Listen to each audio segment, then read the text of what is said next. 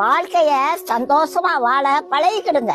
நாளைக்கு என்ன செய்வோம், நாளான்னைக்கு என்ன செய்வோம்னு கவலைப்படாதீங்க. எதிர்காலத்தை நினைச்சு கவலைப்படுறத முதல்ல விடுங்க. மரத்தை வச்சவன் தண்ணி ஊத்துவாங்க. நம்ம பூமியில மனுஷனா பிறந்தத பெரிய பாக்கியங்க. லட்சக்கணக்கான அணுக்கள் நம்மளோட ஓடி வந்ததுங்க. அந்த லட்சக்கணக்கான அணுக்கள்லயும் நீதான் வேணும், நீதான் வேணும், நீதான் வேணும்னு கடவுள் நம்மள பார்த்தாருங்க. அதனாலதாங்க நம்ம தாயின் வயிற்றுல உருவானோம். தாயின் கருவிலேயே உங்களை கண்டுபிடிச்சிட்டாருங்க. சரி, நம்ம தாய் வயிற்றுல 10 மாசம் இருந்தமே, நம்ம வேலைக்கு போய் சம்பாரிச்சா சாப்பிட்டோம். சரி, பூமியில வந்து பிறந்துட்டான், உடனே வேலைக்கு போய் சம்பாதிக்க ஆரம்பிச்சோமா, இவ்வளவு வயசு வரைக்கும் உயிரோட இருக்குது அவரோட கிருபங்க. அவரு கடைசி வரைக்கும் உங்களை காப்பாத்துவாருங்க. கடவுள் மேல பார்த்து போட்டுட்டு நிம்மதியா வாழறதுக்கு முயற்சி பண்ணுங்க. நீங்க கவலைப்படுறதுனால ஒண்ணும் மாறாதுங்க.